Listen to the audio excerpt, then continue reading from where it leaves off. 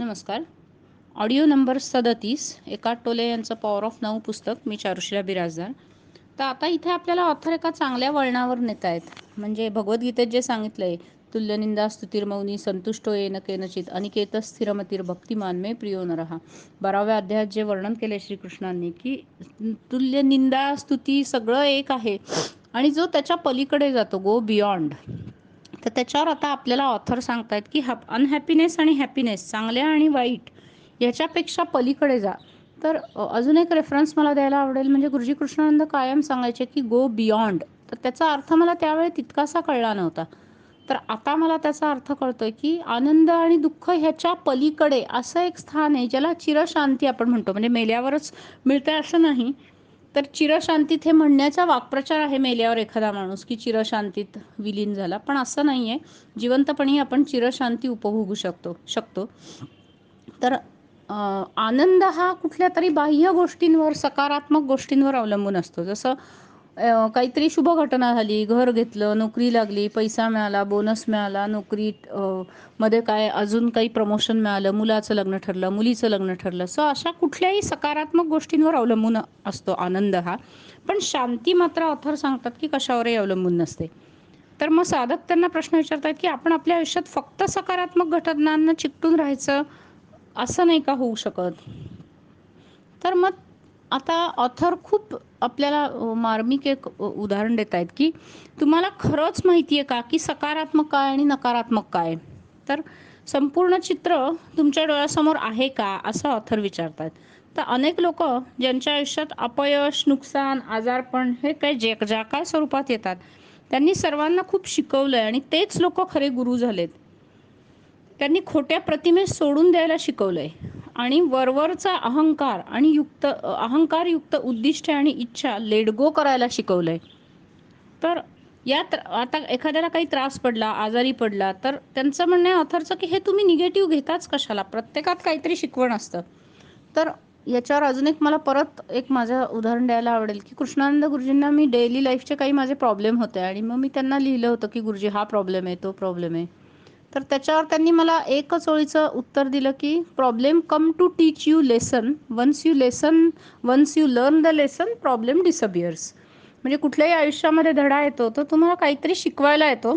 तुम्ही एकदा तो धडा शिकलात की तो प्रॉब्लेम जातो. तर या दृष्टीने ते म्हणाले होते, मला शिकवलं होतं त्यांनी की तू प्रॉब्लेमकडे बघ. आणि अजून एक त्यांचं फेवरेट वाक्य जे मी हृदयावर कोरून ठेवलं की ॲक्सेप्ट अँड लव, की जे आहे जसं आहे तसा स्वीकार कर आणि ॲक्सेप्ट कर.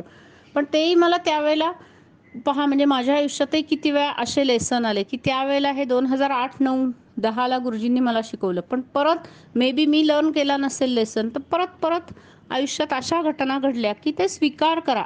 हे आयुष्याने मला शिकवलं की आहे ते स्वीकारा.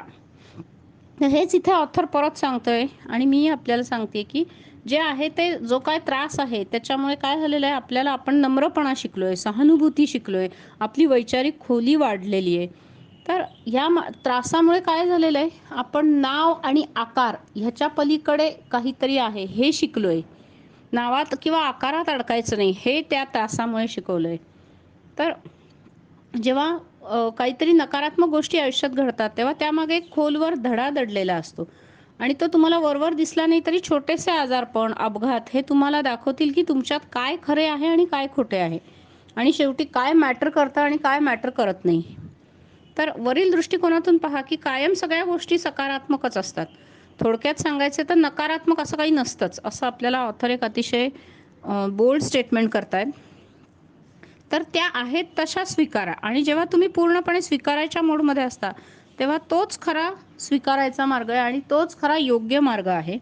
तुमच्या आयुष्यात काहीच नसतं चांगलं अगर वाईट, कायम त्यात वरील दृष्टीने फक्त चांगले असते, ज्यामध्ये वाईट ही इन्क्लूड असते. म्हणजे आता अगदी वाईटात वाईट त्यांनी पुढे उदाहरण दिली आहे की कोणाचा जवळच्या माणसाचा मृत्यू झाला, ही आपल्या आयुष्यात एक अतिशय वाईट घटना असते.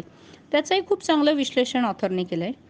तर मनाच्या दृष्टिकोनातनं पाहिले असता तिथे चांगले वाईट, आवडते नावडते, प्रेम मत्सर असं असतो. पण जेव्हा एकदा तुम्ही मनाच्या पलीकडे गेलात की या गोष्टी काही मॅटरच करत नाही. तर आता साधक विचारतात की यात मला नकार किंवा स्वतःची फसवणूक आहे असं वाटतं की जेव्हा माझ्या बाबतीत, अगर माझ्या जवळच्या नातेवाईकाच्या बाबतीत काही अवघड किंवा भयानक घटना घडते अपघात होतो, आजारपण होतं, दुःख होतं, मृत्यू होतो, तर मी असं ढोंग कसं करू शकीन की मी आनंदी आहे आणि काहीच वाईट नाही आहे.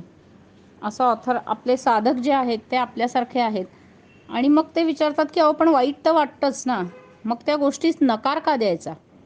तर आता इथे ऑथर त्यांना उत्तर देतात की तुम्ही काहीच ढोंग करत नाही आहे किंवा तुम्ही जे आहे ते पाहत आहात, तर ते आहे तसेच आहे. जे आहे तसे स्वीकार केल्यामुळे तुम्ही मनाच्या पलीकडे जाता.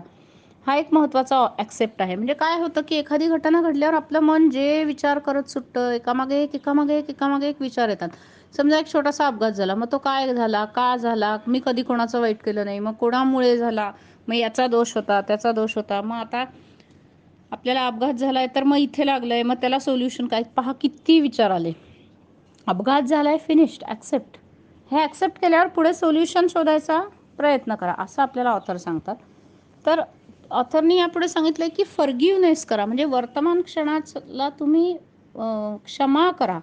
जे आहे तसं स्वीकारणे म्हणजे क्षमा करणे. तर भूतकाळातील क्षमा याचनेपेक्षा जर आपण आत्ताच वर्तमानामुळे मध्ये प्रत्येक क्षणाला क्षमा केली आणि तो जसा आहे तसा स्वीकारला, तर त्यामुळे चीड किंवा रागच जमत नाही आणि मग नंतर पुढे भूतकाळात आपण क्षमा करतो त्याची गरजच नाही लागणार. जे आहे ते स्वीकारलं की हे सगळ्या गोष्टी आपल्याला टळणार आहेत. तर लक्षात ठेवा, ऑथर सांगतोय की मी इथे आनंदाबद्दल तुम्हाला बोलतच नाही, मी इथे तुम्हाला अजिबात आनंदी बिनंदी करायला आलेलं नाही, असं आपल्याला ऑथर सांगतायत. आणि त्यांनी पुढे असं सांगितलं की जर तुमचा प्रियकर अगर जोडीदार असेल आणि तो समोर डेड बॉडी त्यांची पडली आहे, मृत शरीर पडलंय, तर तुम्हाला तुमचाच मृत्यू झाला असं वाटेल. तुम्ही आनंदी नक्की असणार नाही, पण तुम्ही शांत असाल. दुःख आणि आसू असतील, पण जर तुम्ही विरोधच नाही केला तर त्या दुःखाच्या खाली एक खोलवर पावित्र्य असेल, स्थैर्य असेल आणि शांतता असेल की हे घडलं आहे. ही ती आतील शांतता आहे. मग आता साधक विचारतात की जर मी हे काही करू शकतो का, हे असं काही मला जमेल का, आणि मग मी हे कसं अलाऊ करू, म्हणजे हे डेथ मी कसा स्वीकारू किंवा मी कसा बदलू, असं साधक विचारतात. तर ऑथरनी सांगितलंय की जे करू शकत असाल ते करा आणि ठीक आहे, स्वीकार करा. कारण मन आणि विरोध या दोन समानार्थी शब्द आहेत. म्हणजे मनाचं कामच विरोध करणे. तर स्वीकार करणे हे तुम्हाला मनाच्या मनमानीपणातून मोकळं करू शकतं आणि मग तुम्हाला तुमच्या उपस्थितीशी परत जोडून देऊ शकतं. त्यामुळे अहंकाराचे जे नेहमीचे काम आहे, अहंकाराचं काय काय काम आहेत परत एकदा रिव्हिजन करायची झाली तर भीती, हाव, ताबा मिळवणे, स्वरक्षण करणे, हल्ला करणे, प्रतिहल्ला करणे, तर ते अहंकाराचं काम आपोआपच थांबतं, आपण स्वीकारच करतो ना. आणि मग मनापेक्षाही शक्तिशाली अशी जी बुद्धिमत्ता आहे ती आपला चार्ज घेते आणि त्यामुळे वेगळ्या प्रकारच्या कॉन्शियसनेस लेव्हलचा जन्म होतो आणि मग तो व्हायला लागतो.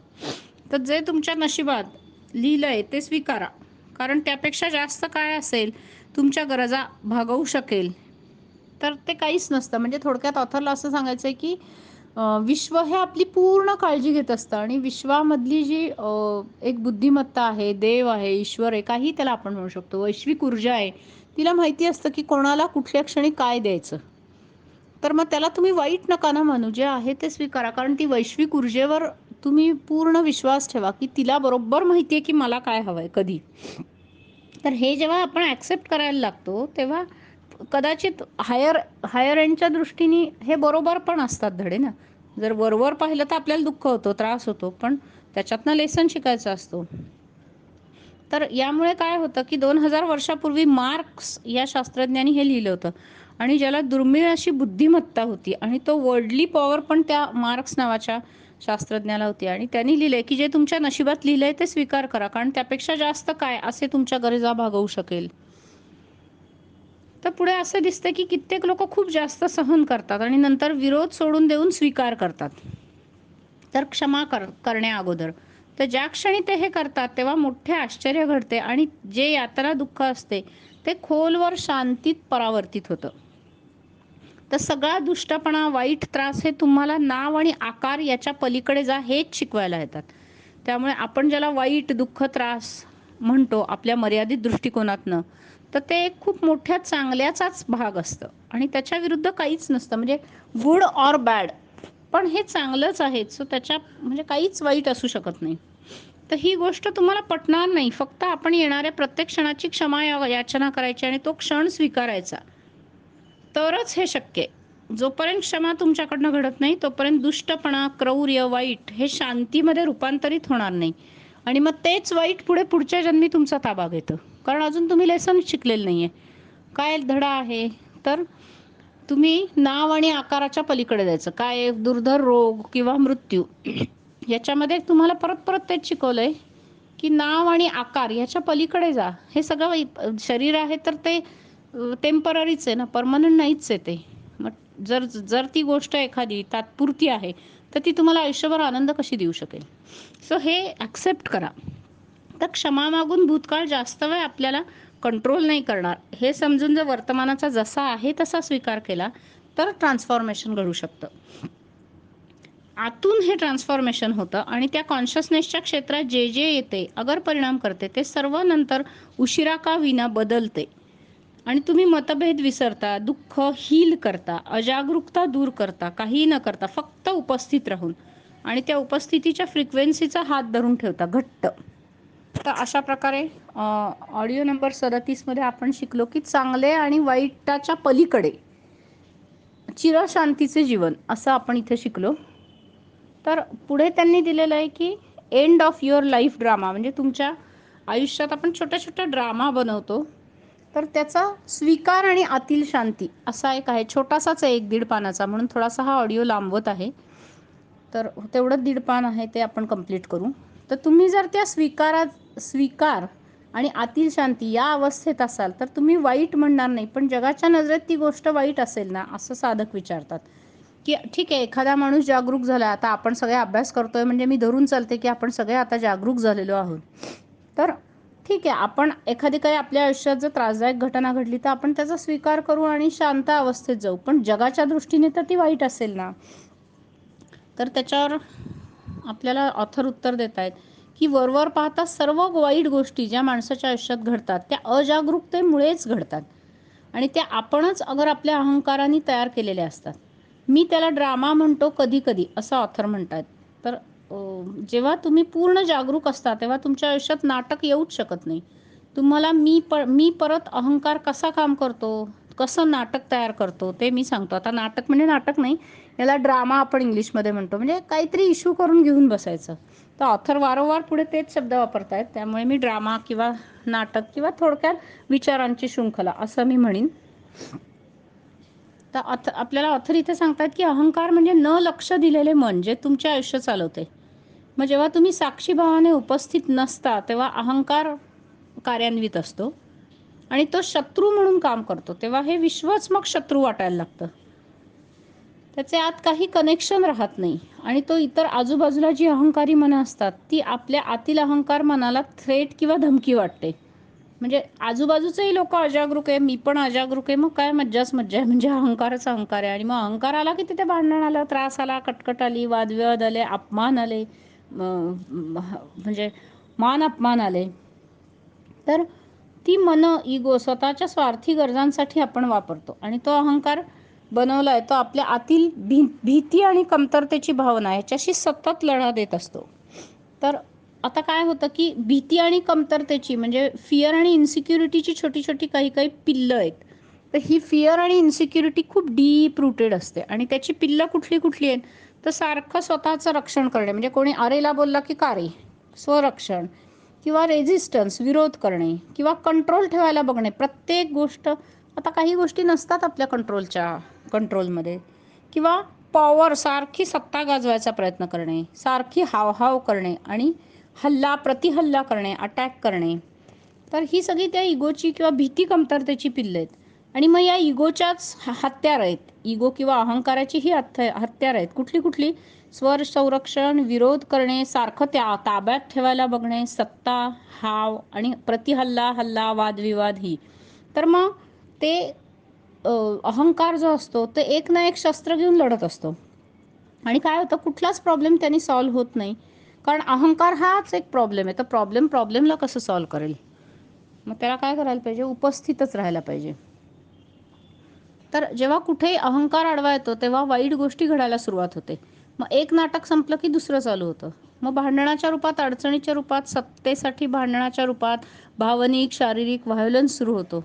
सामुदायिक भांडणं चालू होतात, लढाई चालू होते आणि मग आपल्या शरीरात जी प्राणिक ऊर्जा वाहत असते, वैश्विक ऊर्जा वाहत असते, त्याला मग अडथळे निर्माण होतात, ब्लॉक्स निर्माण होतात. तर जेव्हा तुम्ही तुमच्या अस्तित्वाला जोडता, म्हणजे आत्म्याशी जोडले जाता, तेव्हा या सगळ्या गोष्टी बंद होतात. मग कुठलाच ड्रामा भाग घेत नाही.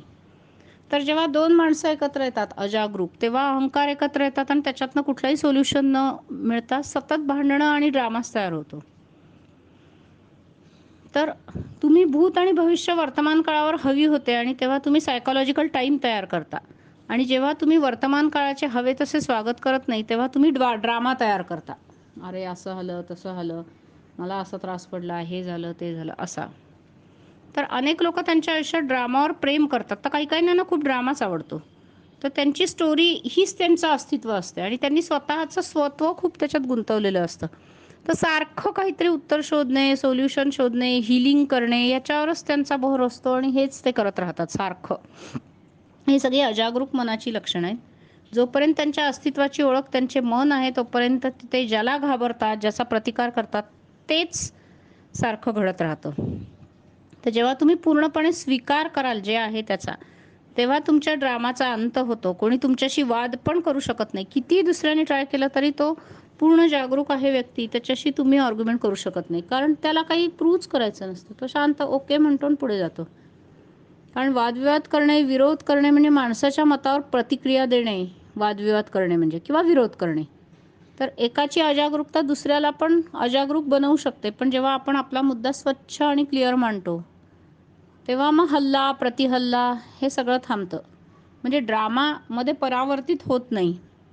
आणि मग जेव्हा तुम्ही पूर्ण सावध असता, तेव्हा तुम्ही भांडणच होऊ देत नाही आणि स्वतःशी पण विरोध नाही. त्यांनी सांगितलंय, की मनातल्या मनात आपला जो सेल्फ टॉक असतो, स्वतःशी स्वतःचं बोलणं आहे, तो पण विरोध संपतो आणि मग क्लॅशेसच होत नाही आणि मग शांती मिळते. तर अशा प्रकारे हा जरा ऑडिओ मोठा झाला आहे, पण इंटरेस्टिंग आहे. सगळ्यांनी करून पाहावे कृपया. मीही करत आहे. मी पण अभ्यास करते आहे सारखा. तर थँक यू व्हेरी मच.